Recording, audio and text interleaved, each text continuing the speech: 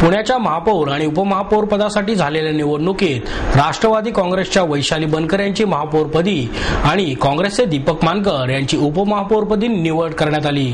नव्यानेच अस्तित्वात आलेल्या सभागृहामध्ये काँग्रेस आणि राष्ट्रवादी आघाडीची सर्वाधिक नगरसेवक संख्या असल्याने आणि त्यांच्यामध्ये सव्वा वर्षांसाठी 5ही वर्ष महापौर आणि उपमहापौर पद त्या पक्षाला विभागून दिल्यामुळे राष्ट्रवादी आणि काँग्रेसच्या उमेदवारांचा विजय निश्चित होता।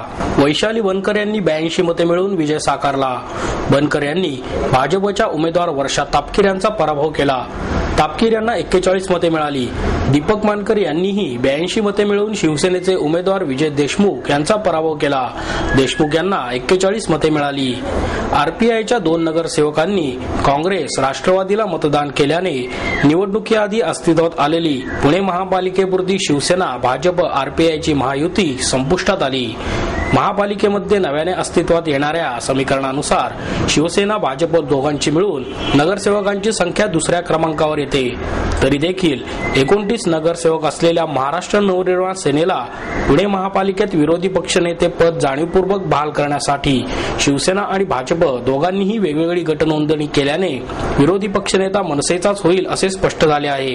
या झालेल्या महापौर आणि उपमहापौर निवडणुकीत मनसेचे 29 नगरसेवक अपेक्षेप्रमाणे तटस्थ राहिले। पुणे शहराला वैशाली बनकर यांच्या रूपाने 52वा महापौर मिळाला आहे।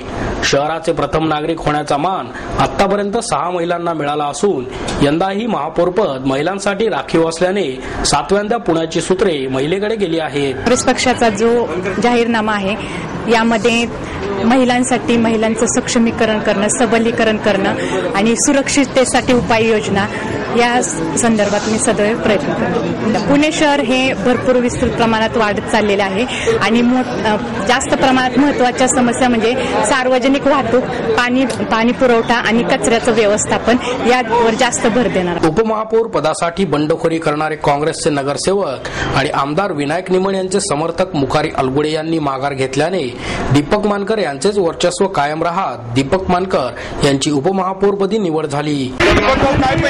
उपमहापौर पदाची संधी मिळाली। पुण्याच्या विकासाकरता निश्चितपणे आम्ही मंडळी प्रयत्न करणार। काँग्रेस पक्ष आणि राष्ट्रवादी काँग्रेस पक्षाची ही आघाडी निश्चितपणे पुणे शहराच्या विकासाला गतिमान केल्याशिवाय राहणार नाही हा विश्वास मला या ठिकाणी व्यक्त करायचा वाटतो आणि या संधीचा फायदा मी सर्वसामान्य पुणेकरांकरता निश्चितपणे केल्याशिवाय राहणार नाही।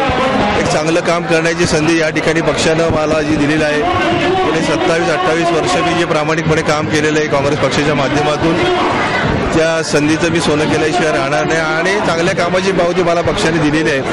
जो विश्वास आघाडीच्या माध्यमातून माणिकराव ठाकरे असतील किंवा मुख्यमंत्री असतील, पंतप्रधान कदम असतील, सुरेश कलमाडी असतील, हर्षवर्धन पाटील असतील, अभय शाहजेड असतील, अरविंद शिंदे असतील, या सगळ्यांनी माझ्यावरती विश्वास जो ठेवलेला आहे, त्याचप्रमाणे आमचे निरीक्षक शुभजी मोहिते यांनी देखील जो माझ्यावरती विश्वास ठेवलेला आहे तो विश्वास मी खऱ्या अर्थानं सार्थ करून दाखवीन।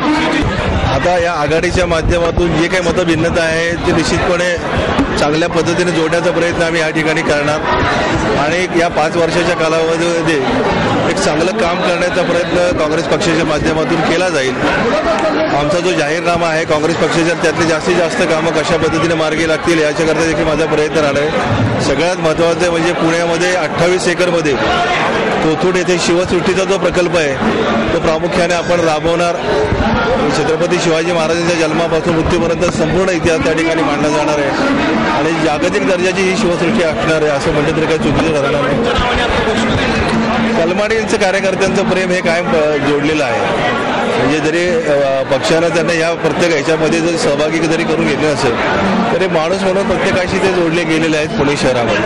त्यामुळे कार्यकर्त्यांच्या भावना असतात, अशा प्रसंगाच्या निमित्तानं कोणी गोष्ट देऊ शकतो, त्याला आपण थांबवू शकत नाही। परंतु हा जो चांगलं काम करण्याचा जो प्रभाव आहे आणि जी 127 वर्षाची काँग्रेस पक्षाला जी परंपरा आहे त्या परंपरेच्या माध्यमातून सर्व जाती धर्माच्या लोकांना बरोबर घेऊन जाण्याचं काम पुणे शहरामध्ये केलं जाईल।